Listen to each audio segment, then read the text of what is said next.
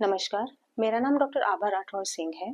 आज की वीडियो में हम डिस्कस करेंगे कि जो हेयर फॉल के कॉजेज़ हमने पिछली वीडियो में डिस्कस किए थे, उससे उसे हम कैसे प्रिवेंट कर सकते हैं और कुछ कॉजेज़ होते हैं जिनको हम प्रिवेंट नहीं कर सकते, तो उनका कैसे ट्रीट किया जाए।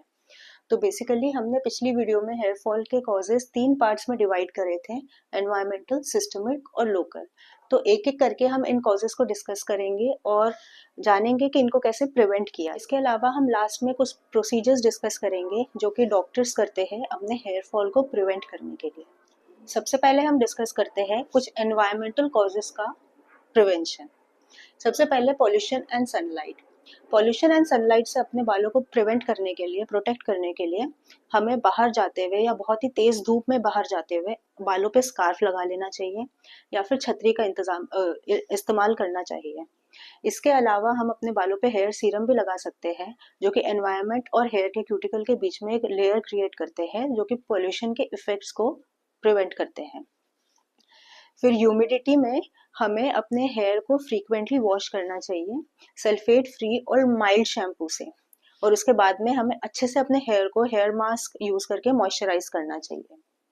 हॉट वाटर अपने बालों पे अवॉइड करना चाहिए, हमेशा थोड़ा सा ठंडे की तरफ पानी यूज़ करना चाहिए हेयर वॉश के लिए। इसके अलावा कुछ एरियाज होते हैं जहाँ पर हार्ड वाटर आता है। अगर हमें इसकी जानकारी है कि हमारे एरिया में हार्ड वाटर आता है, तो हमें ग्राउंड वाटर को हेयर वॉश के लिए यूज़ करना अवॉइड करना चाहिए, बल्कि हमें जो एमसीडी के वाटर सप्लाई में पानी आता है या तो वो हम यूज़ कर सकते हैं, या तो फिर आरओ का पानी जो हम पीने के लिए यूज़ करते हैं वो यूज़ कर सकते हैं। अब सिस्टमिक कॉजेज। सिस्टमिक कॉजेज में सबसे पहले आते हैं डेफिशिएंसीज। डेफिशिएंसीज का पता हम अपने कुछ टेस्ट के थ्रू लगवा सकते हैं, और जिस जिस कंपोनेंट की जो हमने लास्ट वीडियो में डिस्कस किया था, जो हेयर ग्रोथ के लिए इंपॉर्टेंट होते हैं, अगर उनमें से किसी चीज़ की हमारी बॉडी में कमी है तो हम उसके सप्लीमेंट्स ले सकते हैं। इसके अलावा अपनी डाइट को in general high protein diet में हम कन्वर्ट करें, प्रोटीन की मात्रा अपनी डाइट में बढ़ाएं। फिर डिजीजेस। डिजीजेस में जो हमें पर्टिकुलर बीमारी है उसका अगर हम ट्रीटमेंट करते हैं और वो बीमारी कंट्रोल में रखते हैं, जैसे कि थायराइड और डायबिटीज, तो फिर हमारा हेयर फॉल काफी हद तक कंट्रोल में आ जाता है। फिर हेयर फॉल कुछ दवाइयों की वजह से और कुछ ट्रीटमेंट्स की वजह से भी होता है।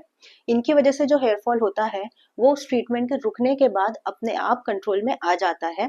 बस हमें इस बात का थोड़ा ध्यान रखना है कि जब हम किसी चीज़ की ट्रीटमेंट ले रहे हैं और उसकी वजह से हमारा हेयर फॉल हो रहा है, तो हम बाकी सारे फैक्टर्स को थोड़ा कवर अप करें, जैसे कि सप्लीमेंट्स लेते रहे मल्टीविटामिन के, बायोटिन के, विटामिन डी के, ताकि हमारा एटलीस्ट न्यूट्रिशन ढंग से मेंटेन रहे। लोकल कॉजेज में हमने डिस्कस किया था कि हेयर फॉल के रीजन या तो हेयर की वजह से हो सकते हैं या तो स्कैल्प की वजह से हो सकते हैं। तो हेयर की वजह से बेसिकली जो मेन रीजन थे वो हेयर ट्रीटमेंट के रीजन थे। तो जिस टाइम पे हमारा ऑलरेडी हेयर फॉल हो रहा है, उस टाइम पे हमें हेयर ट्रीटमेंट्स अवॉइड करनी चाहिए, और रात को सोते हुए बाल खुले रखने चाहिए, या जहाँ तक हो सके टाइट पोनी टेल्स को अवॉइड करना चाहिए और लूज ही बालों को बांधना चाहिए। इसके अलावा कुछ स्कैल्प के कॉजेज हमने डिस्कस किए थे। एक कॉज था कि ऑयली अगर स्कैल्प है तो उस केस में हमें माइल्ड शैम्पूज फ्रीक्वेंटली यूज करने चाहिए और स्कैल्प में ऑयल जमा होने देने को अवॉइड करना चाहिए। फिर अगर स्कैल्प में कोई डिजीज है, कोई इन्फेक्शन है, तो उस इन्फेक्शन का ट्रीटमेंट लेने से हेयर फॉल में काफी हद तक कंट्रोल आ जाता है। अब हम डिस्कस करेंगे कुछ प्रोसीजर्स जो कि हेयर फॉल की ट्रीटमेंट और प्रिवेंशन में यूज होते हैं। इन प्रोसीजर्स को कराते हुए हमें इस बात का ध्यान रखना है कि हम किसी क्वालिफाइड डर्मेटोलॉजिस्ट से ही ये प्रोसीजर्स करवाएं, क्योंकि अगर हम किसी अनट्रेन्ड प्रोफेशनल से ये प्रोसीजर करवाते हैं तो हमें इसके साइड इफेक्ट्स आ सकते हैं, और हो सकता है प्रोसीजर ठीक से काम भी ना आए। तो बेसिकली ये प्रोसीजर्स होते हैं डर्मा रोलर, पीआरपी, जीएफसी और हेयर ट्रांसप्लांट। ये चारों जो प्रोसीजर्स है काफी कॉमनली यूज प्रोसीजर्स है। अब हम एक एक करके इन्हें डिटेल में डिस्कस करेंगे। डर्मा रोलर बेसिकली एक इंस्ट्रूमेंट होता है जिसके ऊपर छोटी छोटी सी नीडल्स लगी होती है, जिसकी लेंथ अलग अलग मिलीमीटर की होती है। इस रोलर को यूज करके हम जो प्रोसीजर करते हैं उस प्रोसीजर को माइक्रो नीडलिंग बोलते हैं। तो हम बेसिकली डर्मा रोलर अपने स्कैल्प के ऊपर चलाते हैं, जिसकी वजह से उसमें छोटे छोटे छोटे छोटे छेद हो जाते हैं, और बेसिकली ट्रॉमा क्रिएट होता है, छोटे छोटे ब्लीडिंग पॉइंट्स बनते हैं, जिसकी वजह से कोलेजन सिक्रीशन अपने स्कैल्प में इंक्रीज होता है और बहुत सारे ग्रोथ फैक्टर्स रिलीज होते हैं। उससे हमारा हेयर ग्रोथ बढ़ जाता है।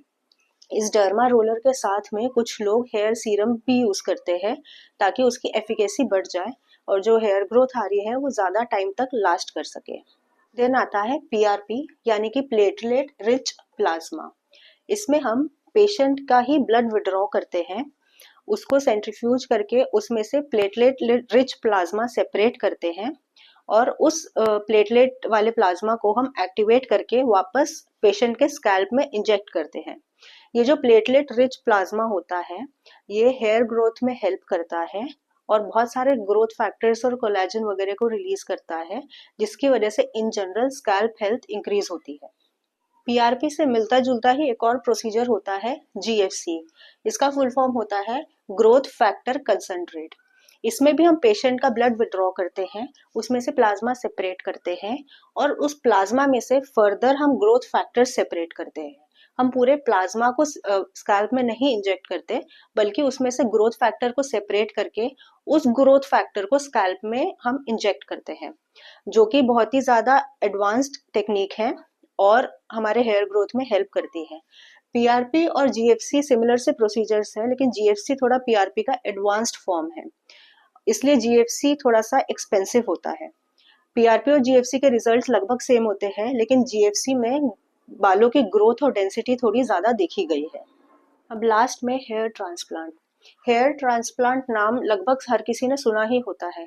ये एक सर्जिकल प्रोसीजर माना जाता है, जिसमें कि हम अपने उस एरिया में से जहाँ पर हेयर ग्रोथ ज़्यादा है वहाँ से हेयर निकाल कर उस एरिया में ट्रांसप्लांट करते हैं जहाँ पर कि हमें बाल्ड स्पॉट्स है।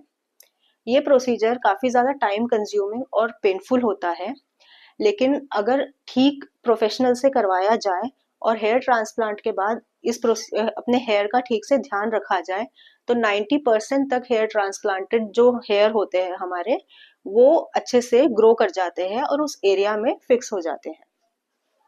हेयर फॉल के प्रिवेंशन और ट्रीटमेंट के बारे में फिलहाल इतना ही।